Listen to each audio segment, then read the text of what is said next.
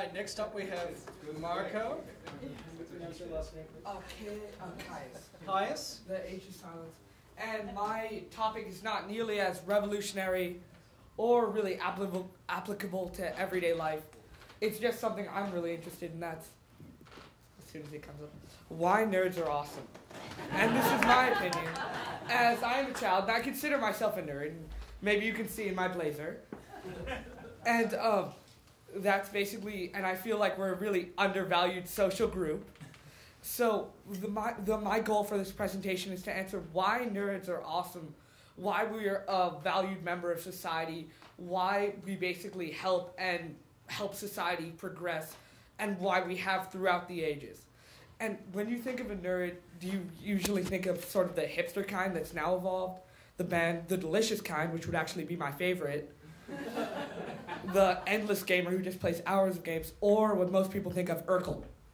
But being a nerd requires that unique combination of intelligence, social ineptitude, and the obsession or insanity that drives us to pursue our goals until we can't anymore, until we have some feasible thing that will work, even if it's kind of ragtag.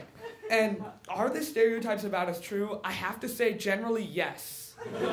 If you see somebody who says they're a nerd, but they can't tell you what Planck's constant is, explain quantum physics, or tell you who Leonard Susskind is, and do this while snorting at least 3 times, they're not a real nerd.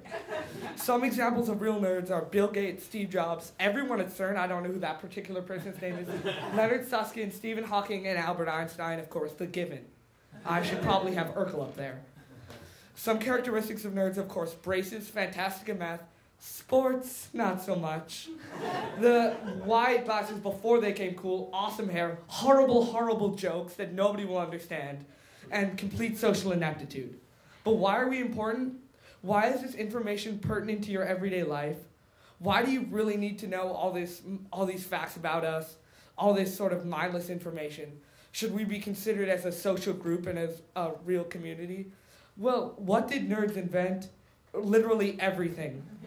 From cell phones to Coke to telescopes to computers, we're that driving force behind progression in society. We really are what exemplify. Okay, sorry. Plus, we invented the web.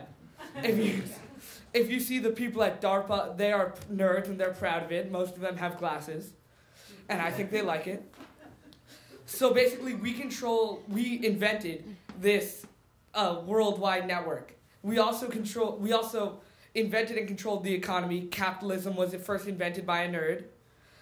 And I like to think that the people who made the programs on Wall Street are all nerds. And most of the people at Wall Street are nerds. Partake maybe the people at Enron and Lehman Brothers. Okay.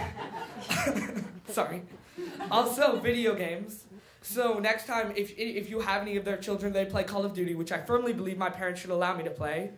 We're the driving force behind that. Nearly all of the military programs now use digital training. So we've actually been incorporated to some of the tougher units of our country and our building blocks, and our country's fundamental building blocks. And also thanks to the Moog synthesizer, Lisp, we now control music. And if you ever heard of house, deadmau5, Daft Punk music, we're the driving force between that, and I like to say, you're welcome. We also control your politicians, non-Republican, libertarian, or parliamentarian, generally. Even Rush Holt is a rocket scientist, so I like to think that's a blow for us right there. And your TV. I said I would get back to Urkel, and here he is.